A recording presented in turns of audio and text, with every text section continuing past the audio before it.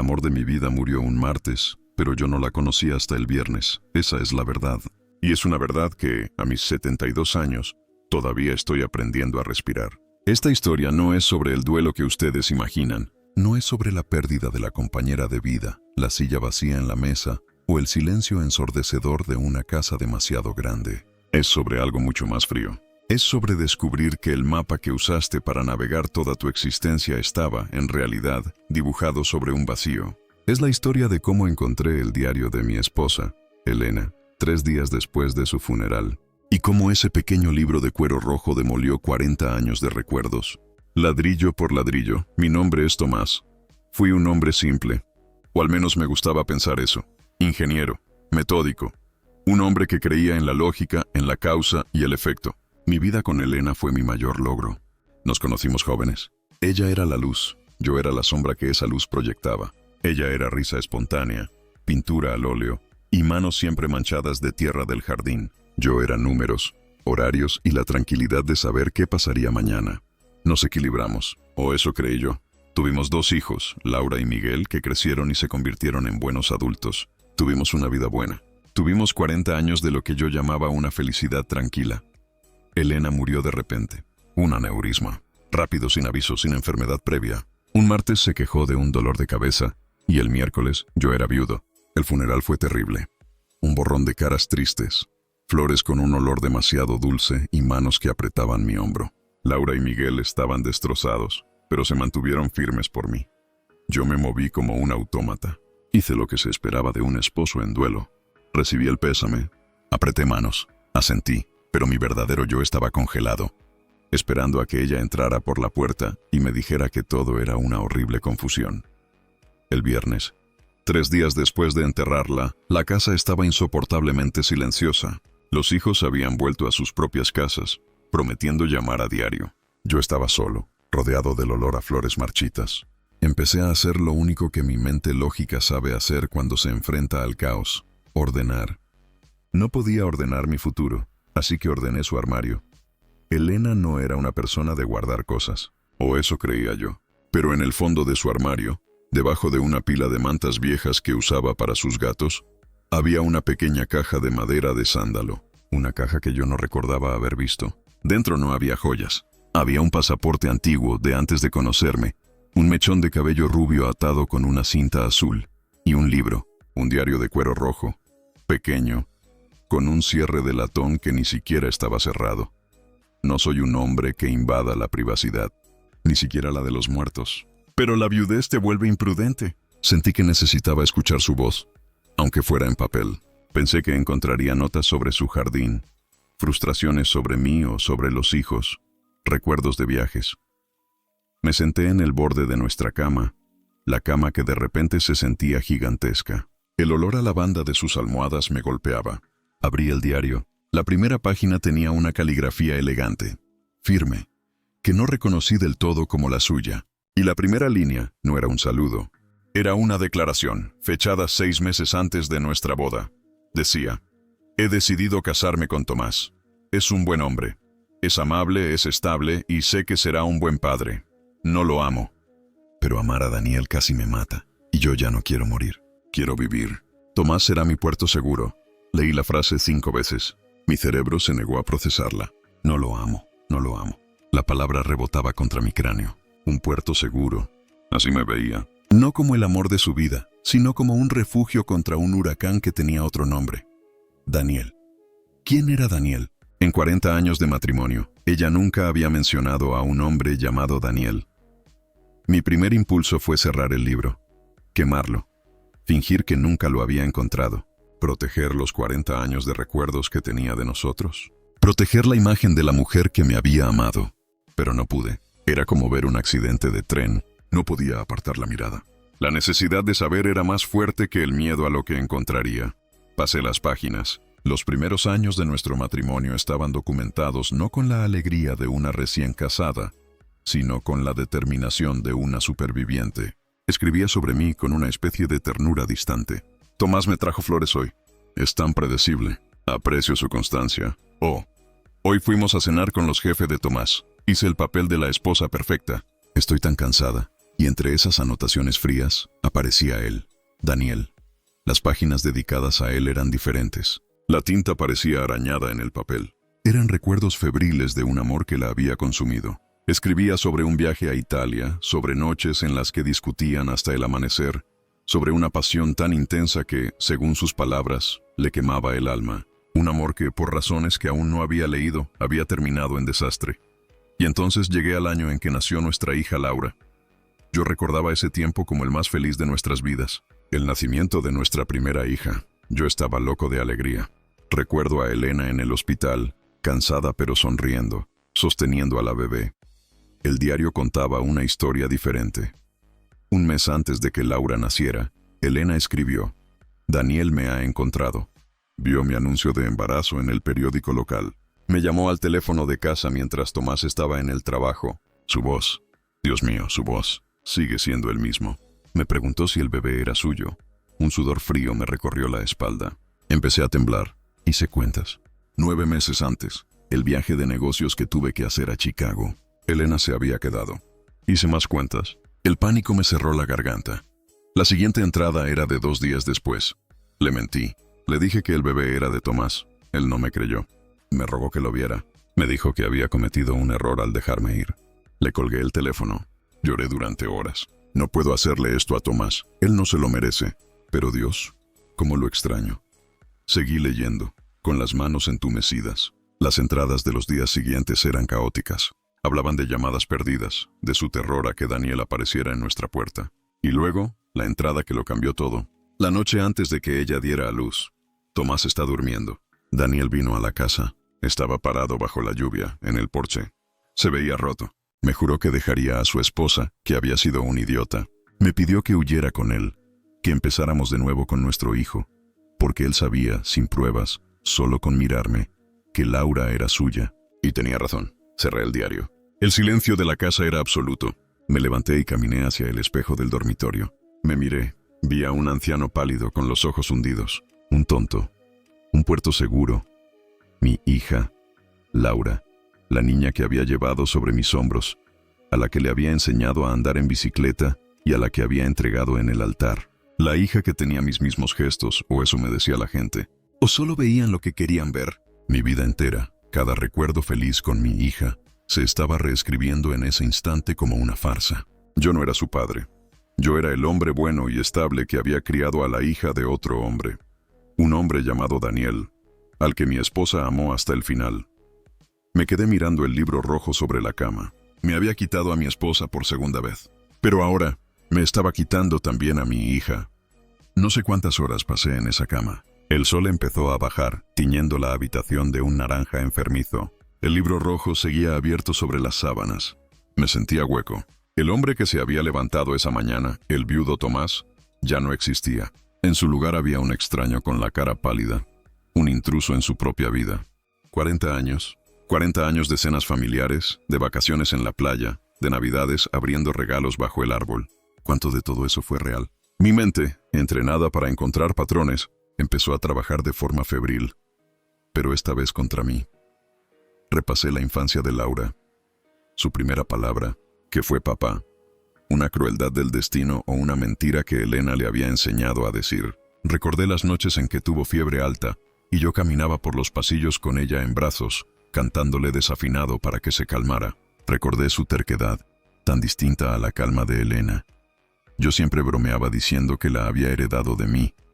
Ahora me preguntaba si su terquedad era de Daniel. Un recuerdo me golpeó con la fuerza de un puñetazo. La graduación de secundaria de Laura. Elena estaba llorando a mi lado, en las gradas. Yo la abracé, pensando que lloraba de orgullo. Ella me apretó la mano con una fuerza desesperada. Ahora lo veía claro. No era orgullo. Era miedo. ¿Miedo a qué? ¿A qué Daniel apareciera? ¿A qué la viera allí, crecida, tan parecida a él? ¿O era culpa? ¿Culpa por el engaño monumental que estábamos celebrando? Y entonces, inevitablemente, un pensamiento aún más oscuro se abrió paso. Si Elena me había mentido sobre Laura, ¿qué pasaba con Miguel? Miguel era nuestro hijo menor. Nació 3 años después de Laura. Siempre fue un niño más tranquilo, más parecido a Elena. Observador, artístico, sensible. Mi relación con él siempre había sido diferente. Con Laura compartía una energía ruidosa, Con Miguel compartía el silencio. Le enseñé a jugar ajedrez. Pasábamos horas en el garaje construyendo modelos a escala. Él era, en secreto, mi favorito, aunque nunca lo admití. Era el niño que me entendía sin palabras. Sentí una náusea profunda. Si Laura era de Daniel, ¿Miguel también lo era? ¿Había seguido viéndolo? Fue mi matrimonio entero una fachada para su amor secreto. Me lancé sobre el diario otra vez, pasando las páginas con manos temblorosas. Buscaba su nombre, Daniel. Lo encontré de nuevo, 2 años después del nacimiento de Laura. Elena escribía que la vida se había asentado. Tomás es un padre maravilloso. Verlo con Laura me parte el corazón. Es tan bueno, tan dedicado. Se merece toda la felicidad del mundo, y yo le he dado una felicidad basada en el engaño. A veces me despierto en mitad de la noche y lo único que quiero es confesar. Pero luego veo a Laura dormir, y veo la paz de Tomás. Y sé que debo cargar con esta mentira hasta la tumba, unas páginas más adelante. Daniel ha dejado de llamar. Escuché que su esposa tuvo otro bebé. Supongo que eso es el final. Siento un alivio amargo. Siento que por fin puedo respirar. Pero el amor sigue ahí, como un carbón encendido bajo las cenizas. Y entonces, la entrada que buscaba. 1 año después de eso, estoy embarazada de nuevo. Y esta vez no hay duda. Es de Tomás. Ocurrió la noche de nuestro aniversario, después de esa cena horrible en la que su jefe fue tan grosero. Tomás me defendió. Me sentí protegida. Me sentí por un momento realmente su esposa. Y ahora llevo a su hijo. Y Dios me perdone, pero me siento culpable. Me siento como si estuviera traicionando a Daniel, traicionando nuestro amor al tener un hijo con mi propio esposo. ¿En qué clase de monstruo me he convertido? Tuve que dejar el diario. Caminé hasta el baño y vomité. La revelación fue casi peor que la primera. Miguel, mi hijo, era mío. Pero para Elena, él era la traición. Laura era el fruto de su gran amor apasionado, el que le quemaba el alma. Miguel era el fruto de su matrimonio seguro, el hijo del puerto. Mi mundo se invirtió. Toda mi vida había sentido una conexión inexplicable con Miguel, y ahora entendía por qué. Él era el único pedazo de verdad en toda esa casa. Pero para Elena, él era la culpa. Laura era el amor. Repasé los últimos 20 años. ¿Trató Elena a Miguel de forma diferente? Mi mente lógica buscaba pruebas, pero mi corazón no quería encontrarlas. Fue por eso que Elena siempre animó a Laura a seguir sus sueños artísticos, como los de ella, mientras que a Miguel lo empujaba hacia carreras más seguras, más parecidas a las mías. Estaba tratando de convertir a Miguel en mí, en el hombre seguro y predecible. Volví a la caja de madera de sándalo, el mechón de cabello. Rubio. Laura nació con cabello oscuro, casi negro. Miguel nació rubio. El mechón de cabello no era de un amante. Era de mi hijo. O era de Daniel. ¿Cómo era Daniel? El diario no lo describía físicamente. Me senté en el suelo del armario, rodeado de sus zapatos y el olor a lavanda. Estaba temblando de una furia fría. Esto ya no era solo duelo. Era una traición de una escala que no podía comprender. Esta mujer a la que había cuidado, a la que le había sido fiel durante 40 años, había vivido una vida paralela dentro de su cabeza. Había mirado a nuestros hijos y había visto a otro hombre. Miré la pila de diarios que aún quedaban. Este era solo el primero. Había más. 4 libros más, de diferentes colores, que abarcaban hasta hace apenas 6 meses, justo antes de su muerte. Cogí el siguiente, uno de cuero azul. Lo abrí. Las entradas eran más esporádicas. Años enteros pasaban en unas pocas páginas. Escribía sobre la graduación de Miguel, sobre mi jubilación, y entonces una entrada de hace 5 años. Laura se va a casar. Su prometido es un buen hombre, estable, amable. Me recuerda tanto a Tomás. Supongo que la manzana no cae lejos del árbol. Ella también está buscando un puerto seguro, una entrada posterior. Daniel me encontró por internet. Tiene mi correo. Sabe de Laura. Ha visto sus fotos. Dice que es idéntica a su propia madre. Dice que quiere conocerla. Quiere conocer a su hija antes de que sea demasiado tarde.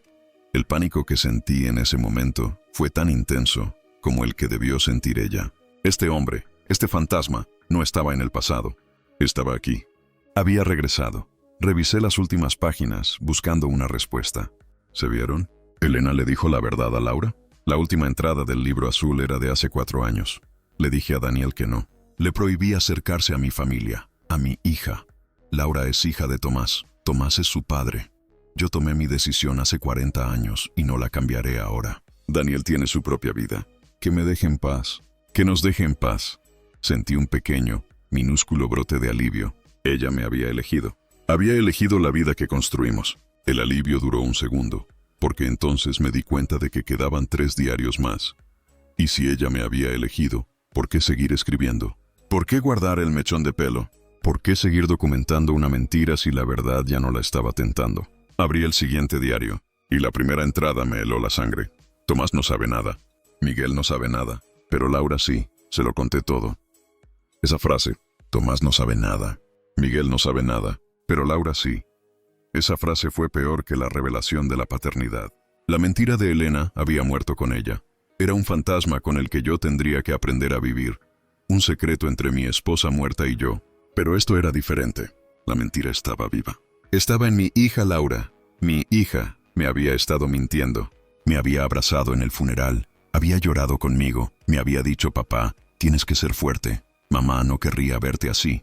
Y todo el tiempo, ella sabía. Sabía que yo era el tonto de la historia. Sabía que el hombre que la había criado no era su padre. De repente, la traición dejó de ser un recuerdo de 40 años y se convirtió en algo presente, activo y venenoso. Me obligué a seguir leyendo. Necesitaba saberlo todo. El siguiente diario, el penúltimo, detallaba las conversaciones entre Elena y Laura. Elena le había confesado todo a Laura poco después de su boda, aterrorizada de que Daniel, el padre biológico, intentara contactarla y destruyera su nuevo matrimonio. Elena escribió. Laura fue asombrosa. Al principio estaba en shock, por supuesto. Lloró. Dijo que su vida entera era una mentira, pero luego me abrazó. Me dijo que yo era su madre y que Tomás era su padre y que ningún extraño podía cambiar eso. Me hizo prometer que nunca se lo diríamos a Tomás. Dijo que eso lo destruiría. Dijo que era nuestro secreto. Para protegerlo. Me estaban protegiendo. Me habían puesto en una burbuja de ignorancia, tratándome como a un niño, como a un tonto frágil que no podría soportar la verdad. Mi hija y mi esposa, las 2 mujeres de mi vida, unidas en un pacto para mantenerme en la oscuridad. El amor que sentía por Laura se agrietó, se llenó de una amargura que nunca había sentido. Y entonces, el diario reveló el siguiente paso. Laura quiere conocerlo. Quiere conocer a Daniel. No como un padre, me aseguró. Solo para verlo. Para entender de dónde viene. Le di su correo. Dios, espero no haber cometido un error. Un error. Había cometido el error final. Había soltado al lobo en el gallinero. El último diario, el más fino, cubría los últimos 2 años. Las entradas eran pocas, pero devastadoras. Laura se vio con Daniel, a espaldas de su esposo, a espaldas mías, por supuesto. Se vieron para tomar un café. Ella me dijo que fue extraño, que es un hombre agradable, pero que no sintió nada. Que su único padre soy yo, Tomás. Pero ha seguido viéndolo. Se escriben. Él le cuenta de sus otros hijos, sus medios hermanos. Me detuve. El aire me faltaba. Mi hija, la que yo crié, tenía una segunda familia secreta. Una familia de la que yo no formaba parte. Una familia que era su verdadera sangre. La última entrada del diario fue escrita apenas un mes antes de la muerte de Elena. Miguel está preocupado por mí. Noto cómo me mira. Él siempre ha sido el más observador. Sospecha algo. Me preguntó el otro día por qué Laura parecía tan distante conmigo y con Tomás. Le dije que era estrés del trabajo. Miguel, mi hijo, el único inocente en toda esta casa. A veces lo miro y veo a Tomás, veo su bondad pura, y la culpa casi me ahoga. He protegido a Laura con mi mentira, pero siento que he traicionado a Miguel con mi verdad. Y ahí terminaba. Elena había muerto un mes después, llevándose su culpa y dejándome a mí con las ruinas. Cerré el último diario. La caja de sándalo estaba vacía. Eran las 3 de la mañana. Yo era un hombre de 72 años que acababa de perder a su esposa por segunda vez, y estaba a punto de perder a su hija. Pero la rabia me dio una claridad que no había tenido en días. Ya no era un viudo en duelo. Era un hombre que exigía respuestas. Llamé a Laura. Eran las 3 de la mañana. No me importó. Contestó al cuarto timbrazo con la voz pastosa y alarmada. Papá, ¿estás bien? ¿Te caíste? Le dije con una voz que no reconocí, una voz fría como el hielo. Necesito que vengas a la casa. Ahora. Hubo un silencio. Pude oír su respiración volviéndose más rápida. Papá, ¿qué pasa? Me estás asustando. Le dije, solo ven, Laura, y ven sola. Colgué. Media hora después, oí su auto detenerse en la entrada. Entró usando su llave. Me encontró en la sala, sentado en mi sillón, con los 5 diarios apilados en la mesita de café frente a mí. Cuando vio los diarios, se detuvo. El color desapareció de su rostro. Se llevó una mano a la boca. No dijo nada. No tuvo que hacerlo. Su rostro confirmó todo. Ella me miró, con los ojos llenos de pánico. «Papá», le dije, «¿cuándo pensabas decírmelo?» Laura empezó a llorar, sollozos silenciosos y desesperados. «Papá, por favor, no es lo que piensas». «Mamá, ¿mamá qué?», le interrumpí. «¿Mamá te pidió que me mintieras? ¿Mamá te pidió que te vieras con él? ¿Con tu verdadero padre?». La palabra sonó obscena en la habitación silenciosa. Ella se derrumbó en el sofá opuesto. «No lo entiendes. Ella te amaba. Hizo todo esto para protegerte. Para protegernos». «¿Protegerme?», me reí. Fue una risa seca, horrible. «¿Protegerme de qué? ¿De la verdad? ¿Creyeron que era tan débil que no podía soportarlo? ¿Así que prefirieron tratarme como a un idiota durante 40 años? Papá, no eras un idiota».